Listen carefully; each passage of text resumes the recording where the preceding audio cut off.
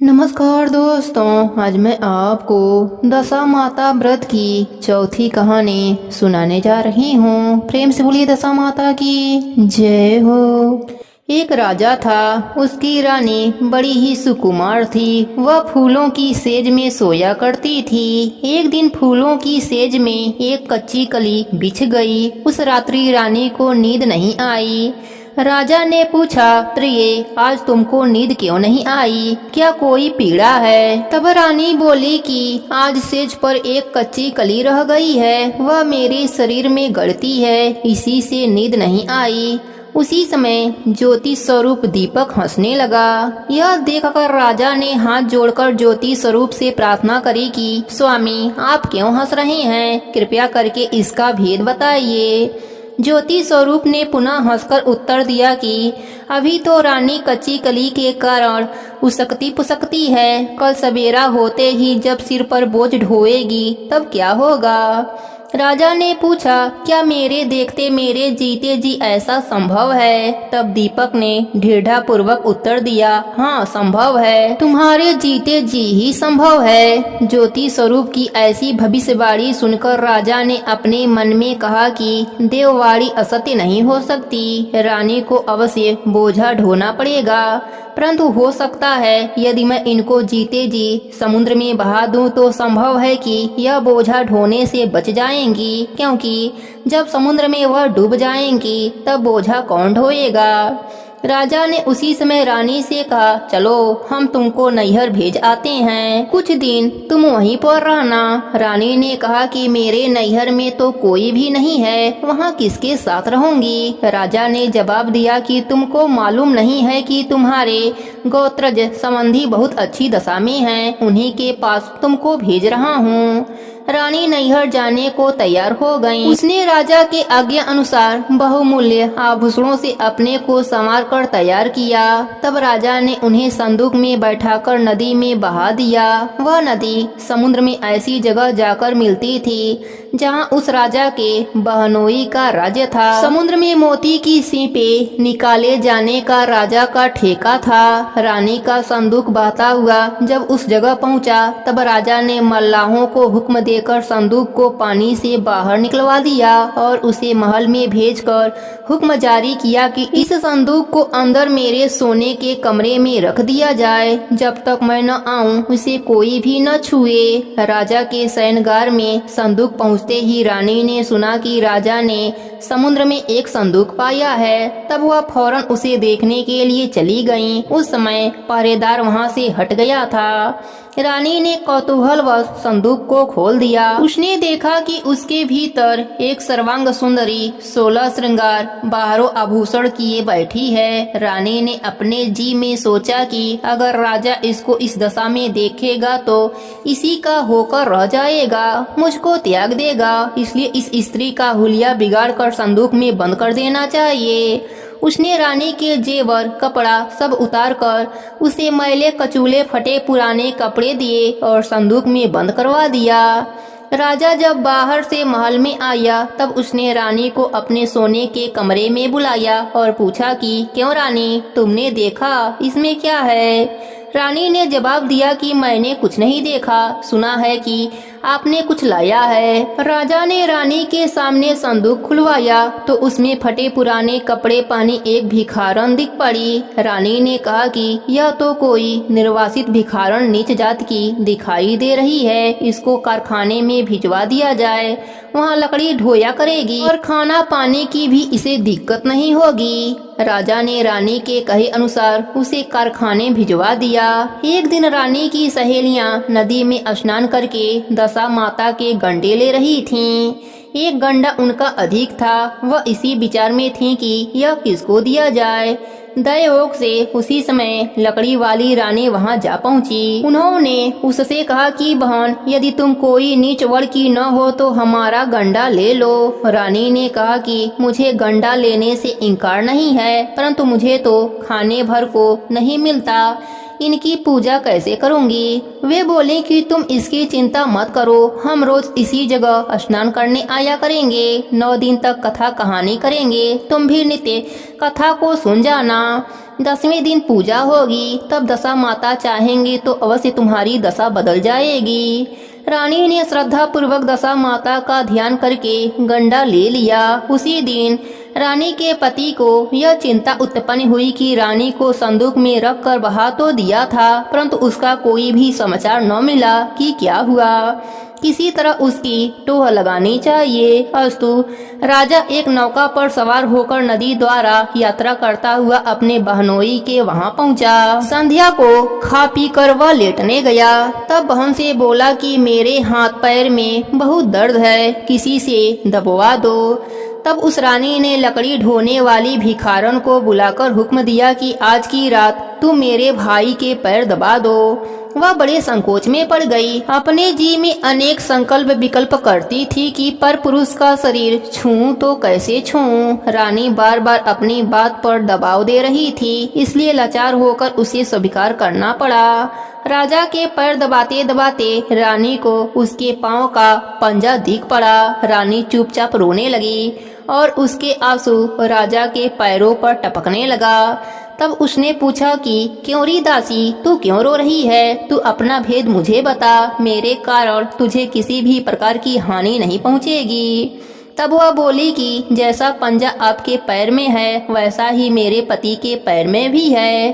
पहले दिनों की याद आने से मुझे रुलाई आ गई है। तब राजा बोला कि मैं समझ गया, अब तुम पैर मत दबाओ, आराम से सो। जो तुम्हारे भाग्य में लिखा था वह तुमको भोगना ही पड़ा। मैंने उसको टालने के लिए जो उपाय रचा था उसका उल्टा नतीजा हुआ। तुमको मेरे जीते जी लकड़ी ढोनी ही पड़ी। राजा ने अपनी धोती उतारकर रानी को दे दिया। रानी एक कोने में पड़कर सो गई। सवेरा हुआ, बहुत दिन चढ़ आया, परंतु अतिथि राजा सोकर नहीं उठा। न पैर दबाने वाली दासी बाहर निकली।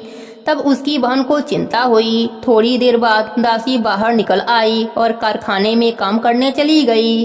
रानी ने अपने भाई के पास जाकर उसे जगाया। तब वह बोला कि मेरे माथे में पीड़ा है, मैं अभी नहीं उठूंगा। इस समय मेरा जी बहुत व्याकुल हो रहा है, मुझे अधिक मत सताओ। रानी ने पूछा कि आखिर बात क्या है, कुछ तो कहो। राजा ने कहा कि बड़ी लज्जा की बात है, मैंने तुम्हारी भावज को जानबूझकर तुम्हारे पास इसलिए भेजा था कि यहाँ इसे आराम से रखा जाएगा, परंतु तुम उससे मजदूरों के पास लकड़ी ढुआती हो। क्या मैंने इसलिए इसे तुम्हारे पास भेजा था? तब बहन बहुत लाचार होकर बोली कि नदी में बहती बहती न जाने कौन कहां से चली आई है, अब जाना सो माना। यह कहकर उसने दासियों को भेजा कि उस लकड़ी वाली को चुपचाप मेरे पास बुला लाओ।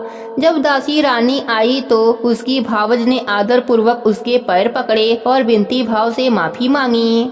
कुछ दिनों बहन के पास रहने के पश्चात राजा अपनी रानी को साथ लेकर राजधानी लौट आया।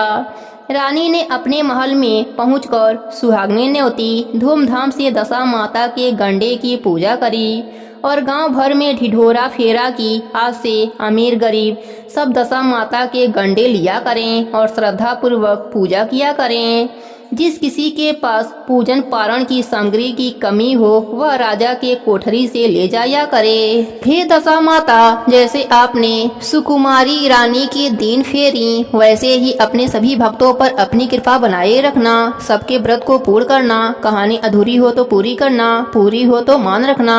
प्रेम से बोलिए दशा माता की जय हो। प्रेम से बोलिए गणेश भगवान की जय हो। दोस्तों, यह आडंबर दिखावा तो केवल संसार को रिझा सकता है, परंतु प्रभु के लिए तो सच्ची भक्ति, सच्चा प्रेम चाहिए। चाहे भगवान को हम किसी भी रूप में पूज लें, भगवान हमारे प्रेम में बदकर उसी रूप में खींचे चले आते हैं। और ऐसा ही हुआ सुमित्रा के साथ। सुमित्रा और उसका पति गांव में एक मकान में रहा करते थे। दोनों ही गणेश भगवान की पूजा भक्ति भाव से किया करते थे। सुमित्रा की कोई संतान न होने के कारण उसने गणेश भगवान को ही अपना पुत्र मान लिया था और सुमित्रा ने उनका नाम विनायक रखा था। प्रभु की भक्ति, सेवा, खिलाना पिलाना, सुलाना बालक की तरह ही किया करती थी। उनसे कोई भी उनके संतान के बारे में पूछता तो वह गणेश भगवान को ही अपना पुत्र बताया करती थी। सुमित्रा हर गणेश चतुर्थी का व्रत करती थी, भगवान को अपने पुत्र के समान प्रेम करती थी और भोग लगाती थी। भगवान भी सुमित्रा के पुत्र पास में बढ़ते जा रहे थे। एक दिन गणेश चतुर्थी पर प्रभु ने भी अपना प्रेम का परिचय देते हुए सुमित्रा के द्वारा बनाई हुई खीर का भोग खा लिया। जब पात्र को खाली देखा तो सुमित्रा के आंखों से आंसू झरझर बहने लगे। वे कहने लगी, आज तो मेरा बच्चा बहुत भूखा था। आज मेरे बालक को बहुत जोरों से भूख लगी थी। पूरा पात्र खाली है। आप चिंता मत कीजिए। आपको खीर इतनी पसंद आई है तो मैं रोज आपके लिए खीर बना दिया करूंगी। ऐसा कहकर अब सुमित्रा रोज खीर बनाती और प्रभु को भोग लगाती। ऐसे ही समय बीतता चला गया और प्रभु ने सुमित्रा को मां बनने का सौभाग्य प्रदान किया। अब सुमित्रा अपने आप को दो पुत्रों की मां बताती, बड़ा विनायक और छोटा वैभव। समय के साथ वैभव बड़ा हो गया। मां ने उसको खूब पढ़ाया, खूब लिखाया, उसकी शादी कराई। शादी के बाद वैभव के पिता स्वर्ग सिधार गए। अब सुमित्रा बेटे बहू के साथ ही रहने लगी। वैभव का मन गांव में नहीं लगता था। उसकी नौकरी कलकत्ता में लग गई। वैभव को गांव छोड़कर जाने का एक अच्छा बहाना मिल गया। उसने अपने पत्नी के साथ कलकत्ता जाने का निश्चय कर लिया। सुमित्रा ने उसे बहुत समझाया कि वह बुढ़ापे में अकेली रह जाएगी, पर वैभव ने जाने का मन बना लिया था और वह कलकत्ता चला गया। ऐसे ही 5 वर्ष का समय बीत गया। सुमित्रा की अब उम्र हो चली थी। उसका स्वास्थ्य भी ठीक नहीं रहता था, पर उसने गणेश भगवान की भक्ति करना नहीं छोड़ा था। उम्र के साथ साथ शरीर थकने लगा। परिश्रम भी सुमित्रा के बस की नहीं रह गई। पुत्र विनायक से यह देखा नहीं जा रहा था कि मेरी माँ अब कैसे ढलती जा रही है, बीमार रहने लगी है। वह वैभव के हम उम्र बनकर कलकत्ता जा पहुँचे और वैभव से मिले। वैभव ने उनका परिचय पूछा तो भगवान ने कहा, वैभव तुमने मुझे पहले कभी नहीं देखा है। मैं तुम्हारे ही गांव का हूँ। मुझे तुम अपना बड़ा भाई समझो। मेरा नाम विनायक है। वैभव तुम्हारी माँ बहुत बीमार हैं। उन्हें इस समय तुम्हारी जरूरत है। वैभव तुम अपनी माँ के पास जाओ। देखो विनायक, मुझे काम करने दो। मुझे बार बार छुट्टी नहीं मिल सकती। जब छुट्टी मिलेगी तब चला जाऊंगा। ऐसा कहकर वैभव ने विनायक जी की बात टाल दी। उधर सुमित्रा की तबीयत खराब होती चली गई। गणेश चतुर्थी का दिन आ गया। सुमित्रा का व्रत था। वह बहुत परेशान थी कि कैसे व्रत होगा, कैसे खीर बनेगी और कैसे मैं अपने पुत्र को भोग लगा पाऊंगी। वह बिस्तर पर पड़ी पड़ी सोचने लगी कि आज तो मेरा पुत्र भूखा ही रह जाएगा। विनायक ने सोचा, माँ ने तो अपने प्रेम का परिचय पूरा जीवन ही दिया है, अब मेरी बारी है। अब गणेश भगवान एक सुंदर युवक का रूप धारण करके सुमित्रा के घर पहुँचे और आवाज लगाने लगे, अरे कोई घर में है क्या? जरा थोड़ा सा पानी पिला दो। सुमित्रा ने अंदर से आवाज मारी, बेटा कौन है? अंदर ही आ जाओ, मैं बहुत बीमार हूँ। मैं स्वयं भी पानी नहीं पी सकती। आओ अंदर आकर स्वयं ही पानी पी लो। गणेश भगवान अंदर आए और बोले, मैया यह लकड़ी का गट्ठर कहाँ रख दूं? तो फिर थोड़ा पानी भी पी लूंगा और सुस्ता भी लूंगा। पानी पीकर गणेश भगवान बोले, मैया बहुत भूख लगी है, क्या कुछ खाने को मिल जाएगा? मैया बोली, बेटा क्या नाम है तुम्हारा? भगवान ने कहा, मेरा नाम तो विनायक है। मैया बोली, अरे वाह, मेरे पुत्र का नाम भी विनायक है। विनायक सुनो, इस समय घर में भोजन के नाम पर कुछ भी नहीं है। थोड़ा सा चावल और चीनी है, दूध ला लो और मटकी में डालकर जरा सा खीर बना दो। मेरे बेटे विनायक का व्रत है, उनको भोग लगाना है। जरा खीर बनाकर उन्हें भी भोग लगा दो और तुम भी खा लो। मैं उठ नहीं सकती, मैं बहुत बीमार हूँ, बस मेरा इतना सा कार्य कर दो। विनायक ने कहा, माँ इतना सा कार्य क्यों? मैं तो जब तक आपके पास रहूंगा जब तक आप ठीक नहीं हो जाते। अब भगवान एक बालक के रूप में सुमित्रा के घर रहने लगे और दिन रात अपने माता की सेवा करने लगे। धीरे धीरे सुमित्रा का स्वास्थ्य ठीक हो गया। अब एक दिन विनायक जी बोले, माँ अब तुम बिल्कुल ठीक हो गई हो, अब मुझे जाना चाहिए। प्रेम भी और आशीर्वाद भी कि आप जब तक जियोगी स्वस्थ ही रहोगी, आपको कोई कष्ट कोई बीमारी नहीं होगी। आपके पास नौकर चाकर धन्य धन सब कुछ होगा, आपको किसी के भी सहारे रहने की आवश्यकता नहीं पड़ेगी। सुमित्रा रोने लगी और बोली, बेटा विनायक आप जा रहे हो तो कब आओगे? तुम्हें जाने देने का मन नहीं कर रहा है। माँ आप जब याद करोगी मैं आ जाऊंगा। यह कह के गणेश भगवान घर से विदा होने लगे। वह आगे आगे चले जा रहे हैं और पीछे पीछे सुमित्रा के घर में अन्य धन भरता जा रहा है। विनायक के जाने के बाद सुमित्रा जो ही अपने घर की तरफ पलटी तो देखा घर के स्थान पर महल बन गया है, धन धान से परिपूर्ण हो गया है। सुमित्रा को समझते देर न लगी कि इतने दिन से जो घर में रह रहा था वह और कोई नहीं स्वयं उसके पुत्र गणेश भगवान ही थे। वह भागी भागी घर के मंदिर में गई तो देखा प्रभु ने चरण चिन्ह मंदिर में छोड़ गए हैं। वह चरण चिन्हों को पकड़कर रोने लगी और कहने लगी, हे पुत्र जिनके दर्शन पाने के लिए जीवन भर ललाहित रही, आज उन्हीं से अपनी सेवा कराई। जिस पुत्र को लाड करने के लिए बेचैन रहती थी, आज उसी पुत्र से मैंने अपनी सेवा कराई। भगवान ने सुमित्रा को सपने में दर्शन दिया और कहा, माँ यह सारा धन्य धान आपके लिए है। मैं इसी तरह पुत्र की भांति आपसे मिलने आता रहूंगा। आप अपना जीवन यापन अच्छे से कीजिए और आप मरने के बाद मेरे साथ मेरे लोक में वास करेंगी। इतना कहकर गणेश भगवान अंतर ध्यान हो गए। अब सुमित्रा दान धर्म का खूब कार्य करती। पूरा गांव सुमित्रा का था और सुमित्रा पूरे गांव की हो गई। ये गणेश जी महाराज, जैसे आपने सुमित्रा पर अपनी कृपा करी वैसे ही अपने सभी भक्तों पर अपनी कृपा बनाए रखना। कहानी अधूरी हो तो पूरी करना, पूरी हो तो मान रखना। सबके व्रत को और नित्य नियम को पूर्ण करना। प्रेम से बोलिए गणेश भगवान की जय हो।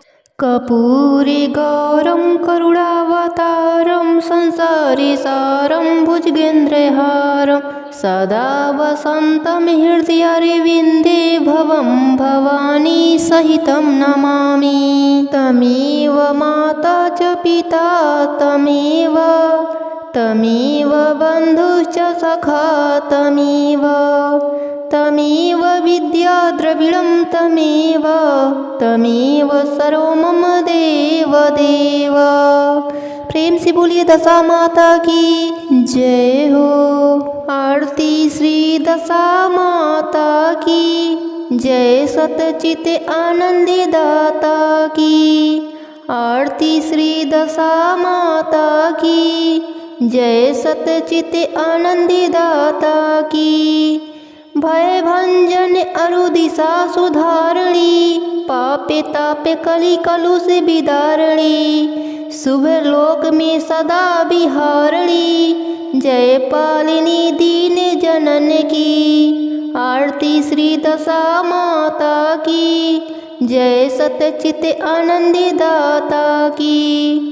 अखिल विश्व आनंद विधायिनी, मंगलमयी सुमंगलदायिनी। जय पावन प्रेम प्रदायिनी, अमीय राग रस रंग रली की।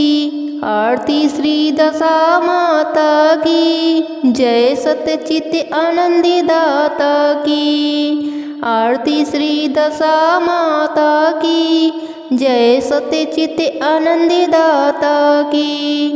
नित्यानंद भयो आहार दीनी, आनंद घन आनंद प्रसादिनी। रसमयी रसमय उन्मादिनी, सरस कमलिनी विष्णु अली की। आरती श्री दशा माता की, जय सत्य चित आनंद दाता की।